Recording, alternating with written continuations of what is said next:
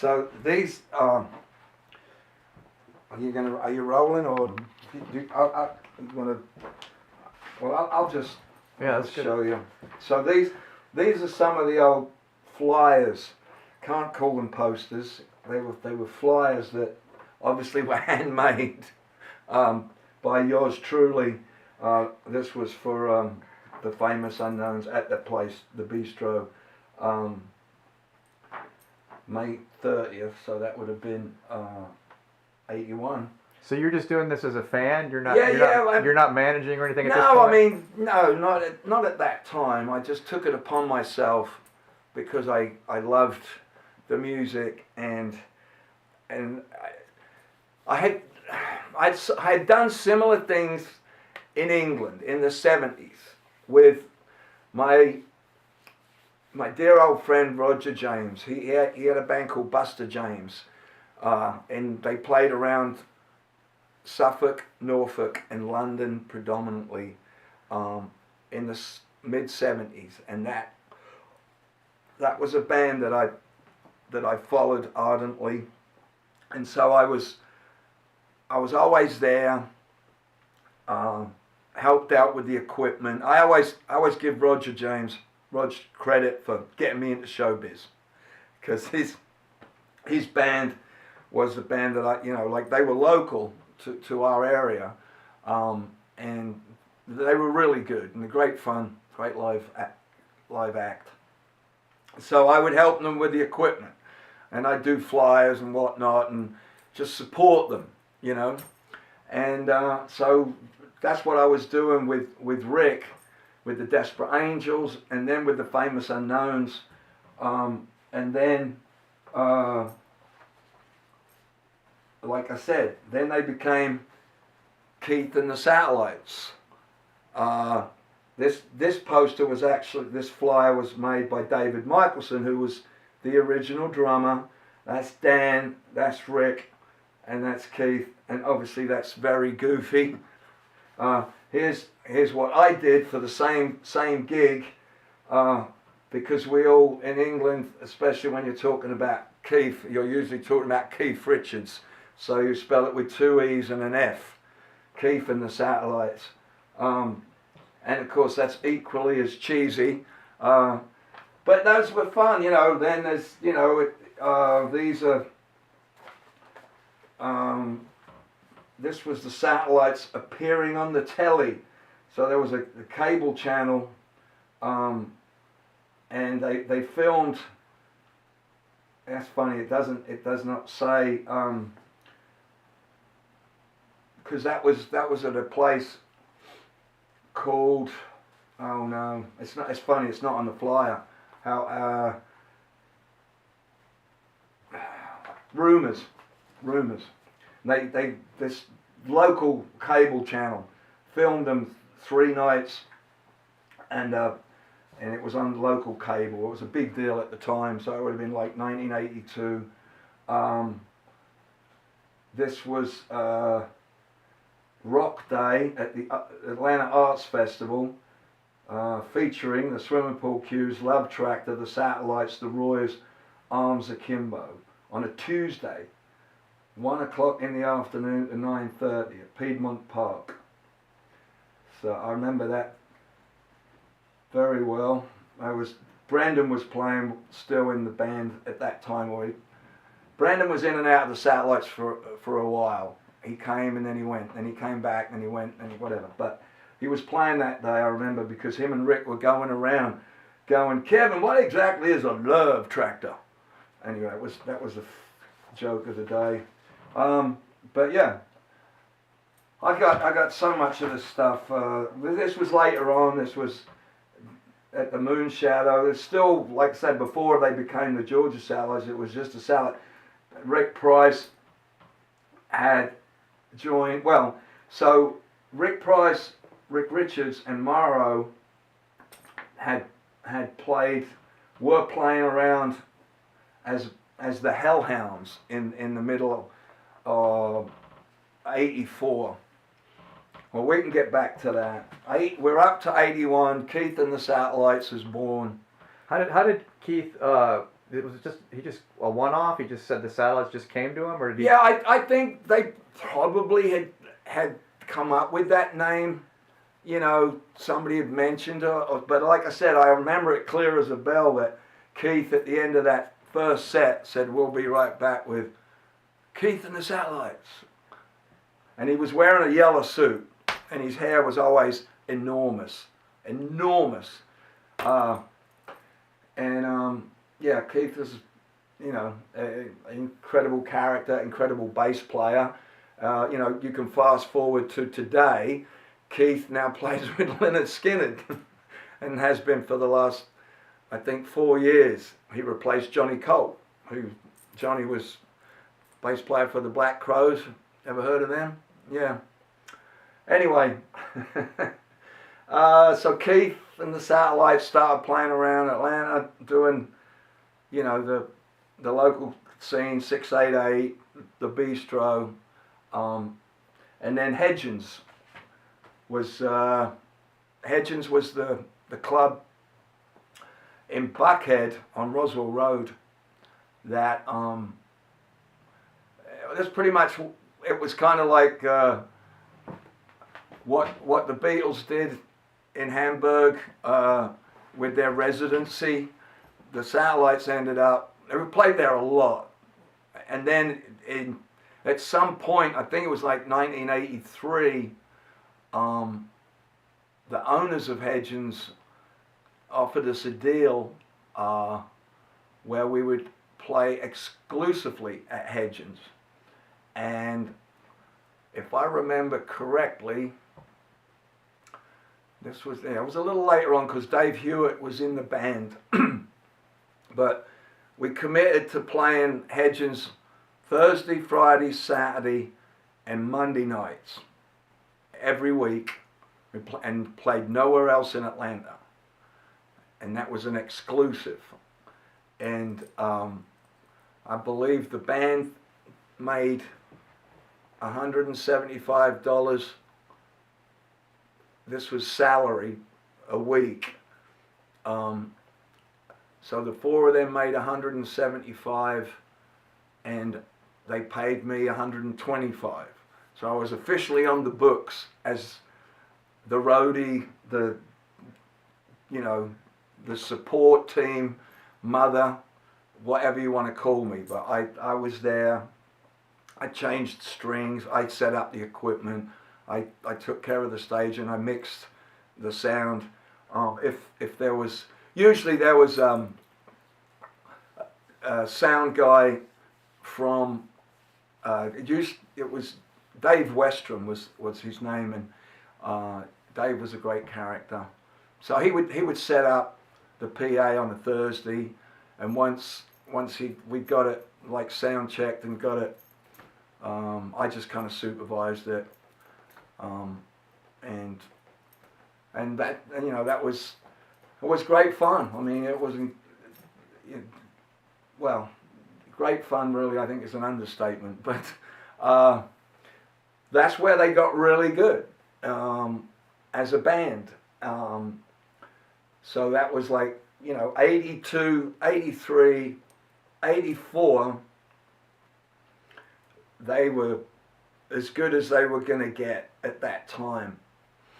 And Dave Hewitt, who I pointed out earlier, was a little Englishman who was older than the rest of us. And Dave had been in a band in England in the 70s that had a record deal, and they were called Babe Ruth. They were definitely not my cup of tea. It was kind of prog rock. But anyway, Dave was a real pro, and he brought that element into the band. And like me, Dave knew there was a market for what the Satellites did in England. And that's what we just dreamed about, going to England. Like, we knew how good the band was getting, and we knew that there was definitely, a market for them in England. So because that didn't happen with Dave, and it didn't happen for a long time after. But Dave Dave came in and sort of made everybody take themselves more serious. Dan was a surveyor. He worked, Monday through Friday, and Dan at that time was more than content just to be a surveyor during the week and play his music with the band on the weekends, and he wasn't like, at the time, like Ricky. Ever since I met Rick absolutely lives it, absolutely reeks of rock and roll, and just all he ever wanted to do was be a rock star. That was, and if he was at Kroger or he was at Hedgens or Fulton County Stadium watching baseball, as we used to go down there a lot, he always looked the part. He always had that big black hair, and he always had a leather jacket, or he always looked the part. Dan never cared about being a rock star until much later. Rick, so anyway, but when Dave Hewitt joined the band, Dave, made everybody kind of take themselves serious, and then he brought in this guy, this producer, this local producer by the name of Jeff Glixman. And Jeff Glixman had some pretty big success with a local band called Kansas. That big record, Carry On My Wayward Son, and all that stuff. Jeff produced that record, so he had some clout, and at the time, I guess we were all impressed with him and his success. So anyway, he wanted to take the band into the studio and record some of the tracks that they had been, Dan by this point had started to write some pretty good songs, and so by 1983, 84, probably half the songs that they played were Dan's, and then the other half were from Chuck Berry to George Jones. Maybe Ricky would write one. They do Dave Edmunds, Nick Lowe, Rock Pile. Great selection of always great songs. But anyway, so Dave brought Jeff Glixman to the scene, and we went into the studio to record 6 tracks as a demo. And at the time, Randy DeLay from the Desperate Angels, Randy had joined the band because, all right, this is very important because it was, it's what made the band. Very sadly, David Michelson, who was the original drummer, David had the enthusiasm of 1,000 people.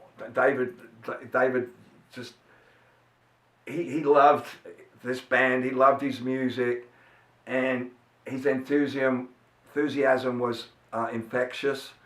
And David was a popular guy, strange guy, but a funny guy, that always could pull people out to, bring the crowd out to the club, whatever.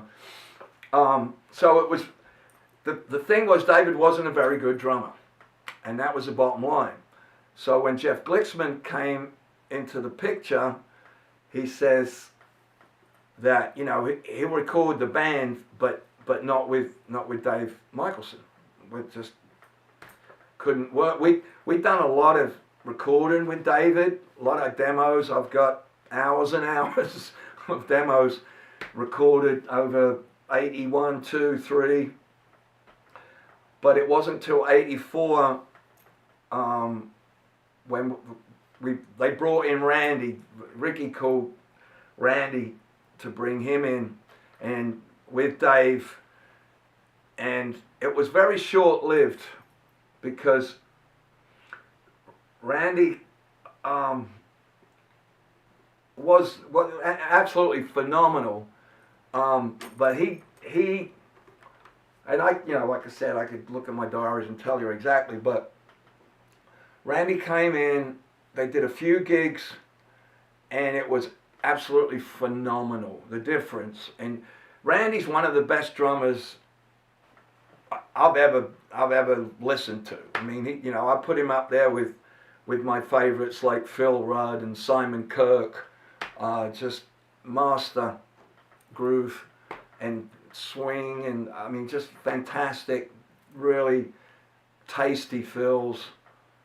Just I can't say enough about how good Randy was, and God bless him. He died early from cancer. That was very sad.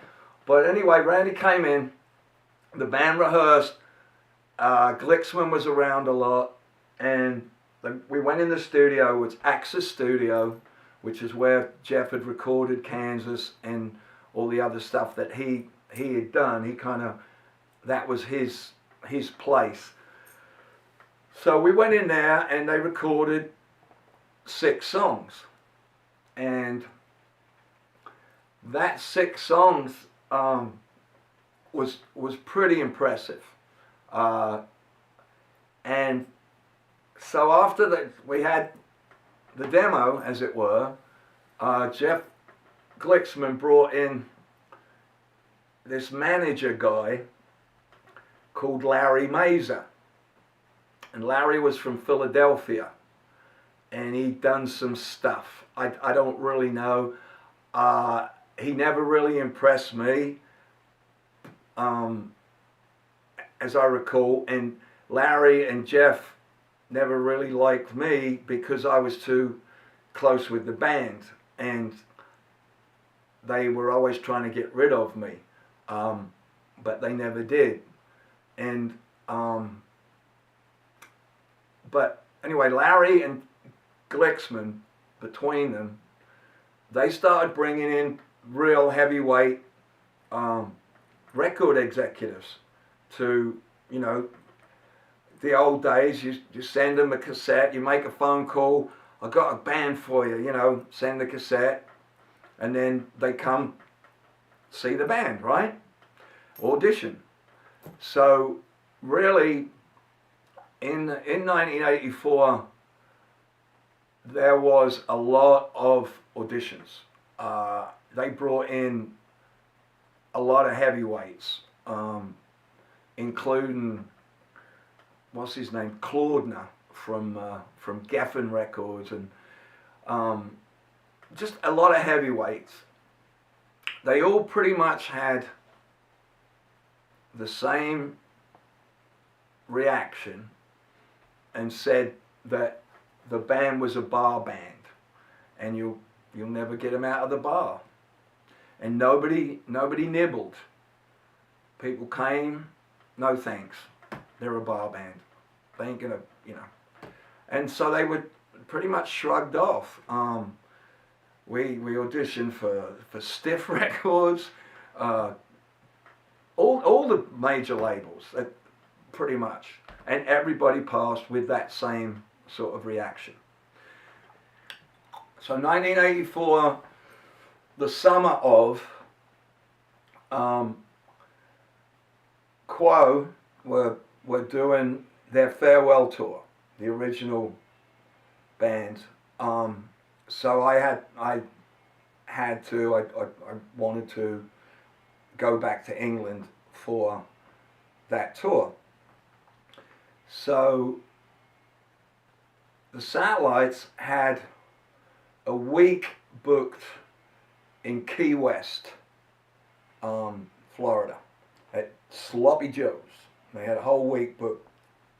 There was a fella I knew and worked with called Joe Seaton. Joe was a local booking agent, and he would get us these gigs out of town. Sometimes we go to North Carolina or Alabama. Anyway, he got the band a week at Sloppy Joe's in Key West. Well, it was the same week that Quo were playing 7 nights at Hammersmith Odeon in London. So I went to London and the band went to Sloppy Joe's. Now, the relevance of all that was I told them I was going to England to get a deal because everybody had passed in America, right?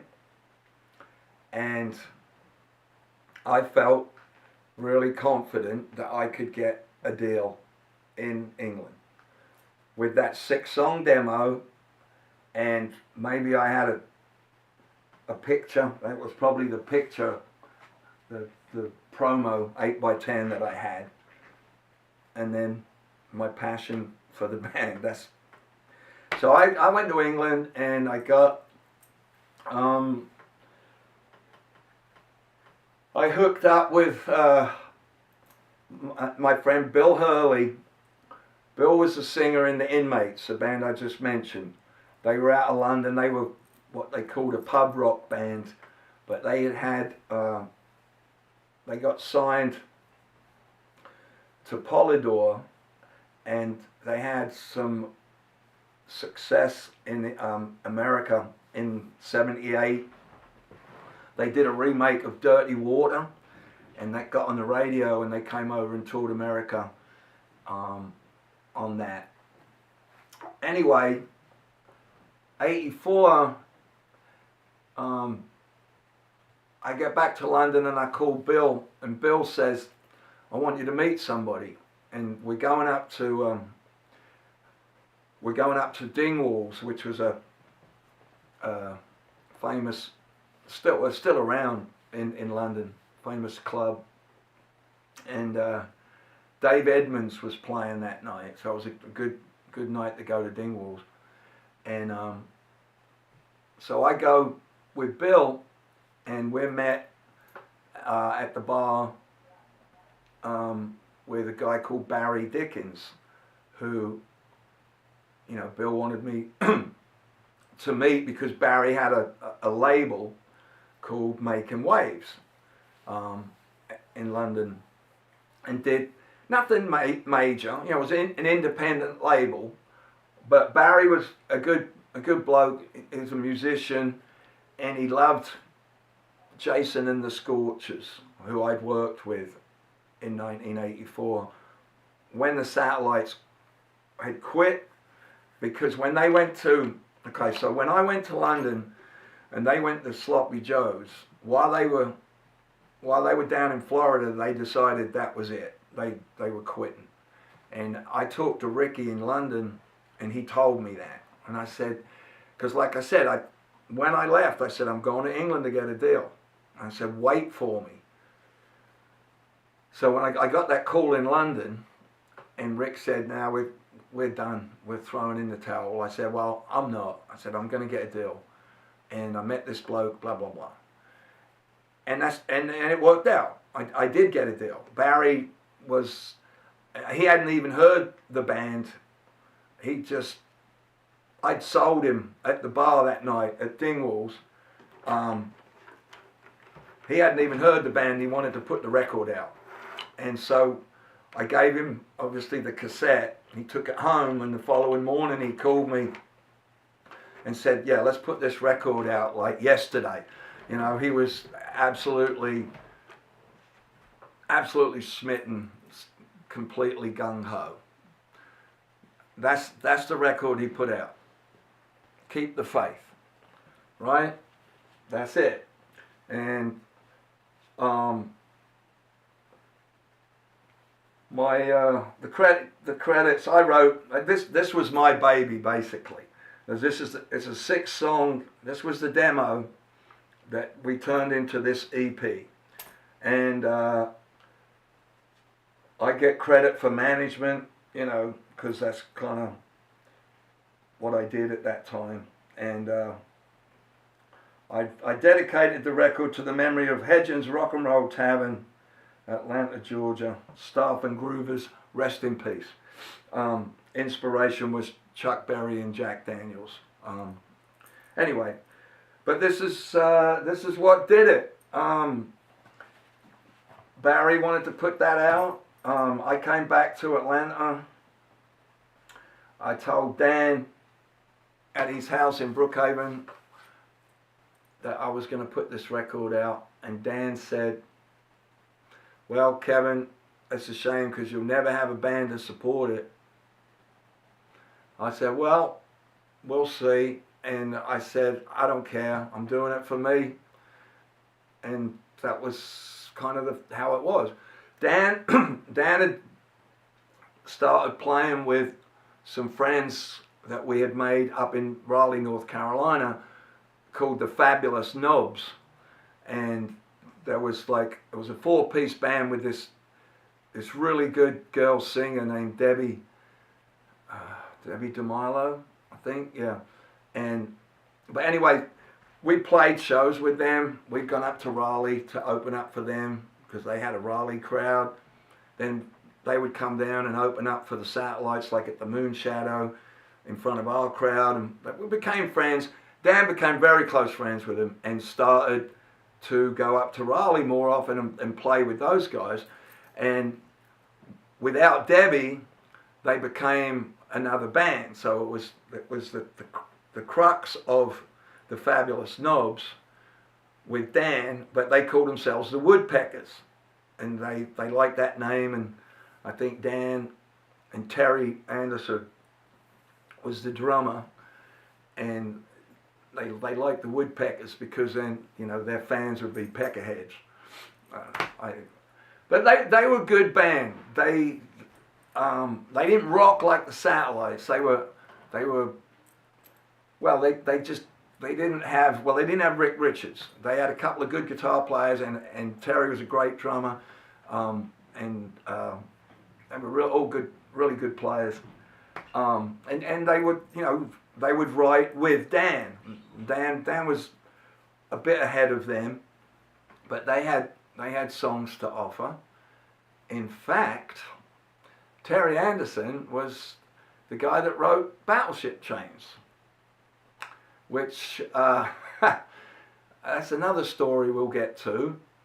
But yeah, Terry wrote that one. He actually wrote it in his sleep. He woke up singing the chorus, and as a lot of songwriters will tell you, that's where the best ones come from, is your subconscious. Keith Richards wrote Satisfaction in his sleep. You probably know that story. But anyway, 84, back to Atlanta. Dan's playing with the Woodpeckers. Rick started the Hellhounds, which was just him, Rick Price, and Randy actually had played drums until Randy took off to LA. That was Randy's undoing. But he went to LA with a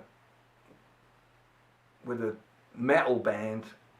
I think they were called Billy the Kid, and they were going to get a deal and they were going to make loads of money and blah, blah, blah. They never did. Randy always regrets leaving Atlanta to do that. And it's a shame because it would have been a whole different story if Randy had been the drummer in the Satellites. But anyway, Dan says, you're never going to have a band to support the record, and you put it out. So I proved him wrong the following year. So meanwhile, so they basically had quit on me, but I don't care. I was going to put the record out regardless. Meantime, I'd been following a band called Jason and the Scorchers, who were at that time were pretty untouchable. They were pretty unique. They had come up, or they were crowned the kings of cowpunk, because they were like country, but they were punk country, and so it was kind of like the Ramones playing Hank Williams songs, right?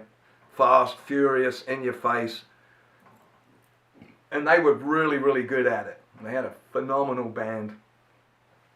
And so I'd been, following them around, and I'd got to know them and the road manager, and they hired me to help out as a roadie, do the stage and drums and whatever. So I did that, and actually we went around America. We went around the whole of Europe, did a massive European tour, which was incredible.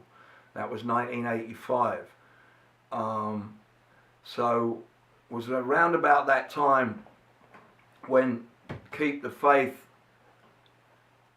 was done, printed and released in England and Europe. And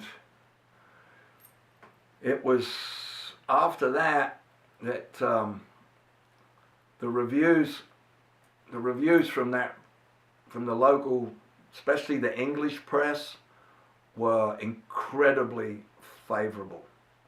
And that was like, I knew that, that's what I'd always believed, and I was correct. And so the reviews came out.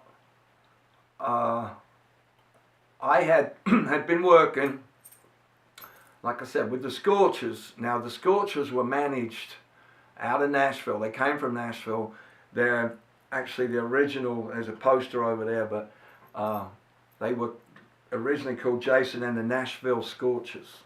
They dropped the Nashville bit at some point. I think the second record, actually the first record for the major label, because the Nashville Scorchers, that they put out an EP themselves, like Keep the Faith. They had an EP called Fervor. Anyway, they were managed in Nashville by two fellas, Jack Emerson and Andy McLennan, who called their company Praxis. And because of me working with the Scorchers and being the big Satellites fan, PR guy, whatever you want to call me, I always had my Satellites cassettes with me. So I gave them to Jack Emerson and Andy McLennan, and they were as impressed as everybody else,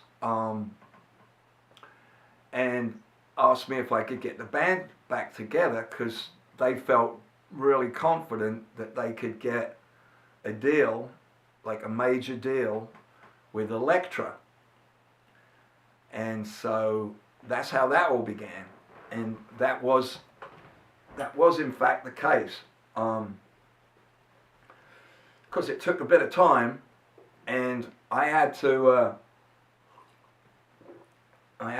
pull Dan in with the Hellhounds, which had now become Rick Richards, Rick Price, Mauro Magellan, the three-piece. So when Dan joined the Hellhounds. Although he said, I took him to see him one night at a place called Baker Street, and he goes, I'm never playing with those guys. They're way too fucking loud. Anyway, so yeah, that in essence, 85, this record came out, and at some point I got Dan to commit, because Praxis, Jack and Andy were absolutely convinced that, because they had a really good in at Elektra, and as you know, we've heard a lot in the music business, like a lot of things, it's not what you know, it's who you know. And so Jack and Andy knew the right lawyer that knew the right lawyer that worked at Elektra, and there was a good possibility, which actually came to fruition. Took some time, most of 85. In fact, I think it was, I'd have to look at my diary again, but Elektra had been coming, had shown an interest. They bit immediately once they heard "Keep Your Hands to Yourself," which, you know, Dan wrote that song, I think, in 1980, because actually, I've got, well, if it wasn't 80, it was 81. It doesn't really matter. But Dan wrote, that was one of the first things he wrote, and we all knew when he wrote it, it was a hit. Just, you know, it was kind of obvious. It wasn't quite as obvious as, say, you know, My Sharona, but it was pretty damn catchy, and everybody, you know, like, the first time you hear it, by the second time the chorus comes, you're all singing, you know, "Keep Your Hands to Yourself." It's just a great song. I've actually got a recording of me singing that when Dan lost his voice one night at the bistro, and I've got it on cassette. Anyway, so Elektra had definitely taken an interest, and things were moving along, but they were kind of moving slowly. So one day I remember calling Jack Emerson in Nashville, and I said, "Jack, what's the problem? Why won't they commit?" He goes, "Well, they want to hear more songs, and, you know, they just like, they want another song or something. There's just," I said, "Okay, that's what they want. That's what they'll get." So I went, of my own accord, I took, because back in the days, cassettes, well, there were 30-minute, 60-minute, and there were 90-minute cassettes. So I took a 90-minute cassette and dubbed from one cassette to another. I took what I thought was the best of the Satellite songs and recordings, pretty much everything they'd ever done, and I put them all together on a 90-minute cassette. Well, I had room at the end of it for one song, and this was me defying Dan again, but I told you that Terry had written this song called "Battleship Chains," and I got a recording of it from the Woodpeckers. Dan had given me that recording of that song, along with, you know, a bunch of other songs. But "Battleship Chains" to me was equally as good, if not better, and as obvious to me that it was a hit, like "Keep Your Hands to Yourself." So, long story short, Dan asked me to promise not to give "Battleship Chains" to Elektra, because Terry wanted to keep it for himself, and it wasn't published. So, but I did it anyway. I didn't have permission from Terry, and I didn't have Dan's blessing, but you can ask Kevin Patrick and Howard Thompson, who were the two A&R guys at Elektra that took credit for signing and developing the Satellites. The clincher was when they heard "Battleship Chains." All right, so I defied Dan again and gave Elektra a lot of songs, but I'd given him "Battleship Chains." But it really did clinch the deal. So things moved along pretty quickly after that. We signed, well, there was a fair bit of argy-bargy going on at the time, because Praxis, a management company in Nashville, wanted the band to sign a deal with them for obvious reasons, and so they would represent the band and you know, pursue the deal with Elektra. And there was some back and forth about that, and then Rick Price, the bass player, he was reluctant to sign, and Well, and Rick had been around and had been burned a couple of times with a band called The Brains.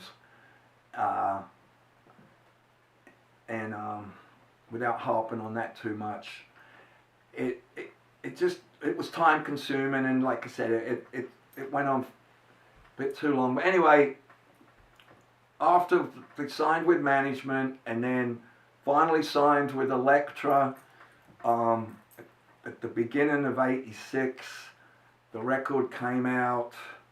Well, obviously we had to go record the record for Elektra Records, which was kind of interesting. Definitely not as much fun as it should have been, because there was so much tension between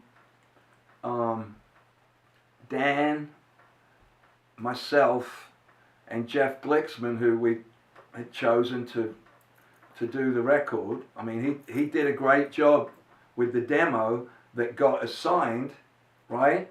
So it was sort of an obvious choice for him to do the first record for Elektra. But there was a fair bit of tension. In fact, Dan wasn't even speaking to me in the studio. He was so mad about Battleship Chains. And unfortunately, that wouldn't go away. Jeff Glixman, like I told you, he never really liked me because I was, I don't know, closer with the band than he could get. And I think he wanted to be more in control, but I always had a lot to say. And for the most part, especially Dan and Ricky, always respected my input. I had a lot of input in that band, and Dan has said more than once it was kind of Kevin's band. He just didn't play in it, but I did. I really, I had a great passion for what it was, and I know I helped a lot in making it what it was. So we're in the studio with Glixman, and with the track, and they were firing on all six at that time with the band lineup. Mauro Magellan on drums, Rick Price on bass, and Ricky and Dan on the guitars. And they played most everything live in the studio. Access Studio is a wonderful old studio, big main room with a big high ceiling. So the band just played live, which most bands that are really good live bands will cut tracks in the studio in the same, so they'll play live, and then you'll eventually get the right take, and then if you want to fix something, you can do that later. But without getting too technical. But anyway, we're in the studio a couple of weeks. There was 2 points of contention. The main thing was cut and keep your hands to yourself, right? We already had the track with Randy playing drums and Dave Hewitt playing bass from the demo. So every day in the studio, they tried to cut Keep Your Hands to Yourself with Mauro playing drums, because Mauro was now the band drummer. And every time they tried it, it was never as good as Randy's track. I knew that. Jeff Glixman knew that. Mauro didn't like that, of course, because he wanted to play, but it never worked. And the one thing that I'll give credit to Jeff Glixman is that he stood up for Randy's track, as did Elektra, and that's the one that you hear on the radio every day. So Jeff insisted on using that track, and that's why it's a hit. It wouldn't have been a hit otherwise, I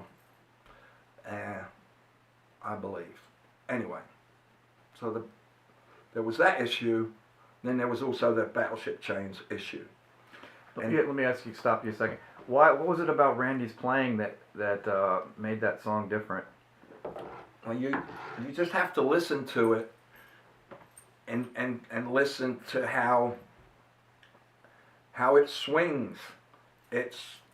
I can't really explain it, but it's, recording a song is kind of like building a house. You got to have a really solid foundation. And like Ian McLagan told me a long time ago, any band, Kev, you're only as good as your drummer. And that's when you're building a track, when you're recording a song, the drums are the foundation. That's the beat, right? And Randy, like I said, Randy was just an impeccable drummer. And next time you listen to Keep Your Hands to Yourself, you just listen to the drum track and how it swings. The first time I ever played that cassette, that demo, and Keep Your Hands to Yourself to Warner Hodges. Warner was a guitar player and is a guitar player for Jason and the Scorchers. Warner's got wicked good ears, and he's a phenomenal guitar player. And I always remember the first time I played that track to Warner, Warner's going, Jesus Christ, listen to that drummer, right? Which I never, yeah, of course. I mean, I knew how good it was, but I didn't, up until that point, I never realized just how special it was. And I learned that from Warner, anyway. So that's the best explanation I got, if that works.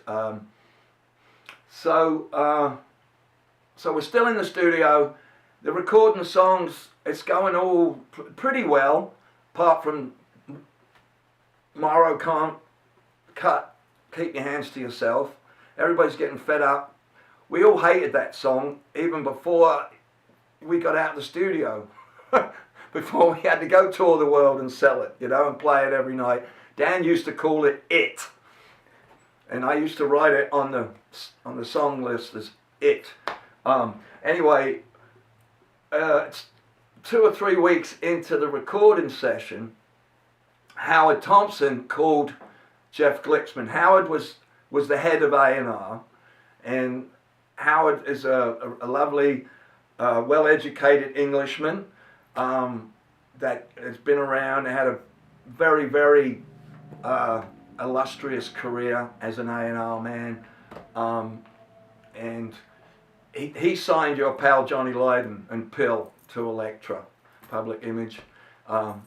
Anyway, Howard's been around, older than me. I mean, he was, he was in the record business in the 60s and the 70s, in a high capacity. Anyway, Howard, he'd call, most days to check on the progress, as you do when you're the A&R guy. And so I remember Howard would go, have the band recorded Battleship Chains yet, Jeff? And Jeff goes, no, we haven't got round to that one yet, Howard. And Howard goes, okay, well, let me know. And in a couple of days would pass, and Howard would call again. How's it going, Jeff? Have the band recorded Battleship Chains yet? No, we haven't got round to that. And Jeff kept putting Howard off. And then one day I remember, because I was always in the control room with Jeff Glicksman and his assistant, who was his girlfriend, who was a lovely lady, but she was the engineer, Cheryl. Anyway, I was always in the control room with those guys, so if he took a phone call and the band was in the studio, or if it was like just Dan doing vocals or Rick doing vocals or guitar solos or whatever, I was always in the control room. And so Jeff takes a call, and Jeff had really kind of buttered up, or what's a better term than, he kind of sucked up to Dan. And a lot of producers do that. You know, they'll befriend the songwriter, because at the end of the day, the songwriter is the most powerful person in the band. And so Jeff had really kind of like sucked up to Dan, and they were pals. And Jeff wasn't a bad guy, but he was trying to help Dan out, because, like I said, he didn't like me anyway, and it was my fault that Elektra wanted the band to record Battleship Chains. So Glicksman thought it would be, you know, a good idea to exclude Battleship Chains. So that would make me look bad, but he, you know, like Dan didn't want to record Battleship Chains. Absolutely wasn't going to record it. So Glicksman has a conversation with Howard to the effect of, like, you know, Jeff says, well, I think Dan's got better songs than Battleship Chains, and I don't think we're not gonna cut that one.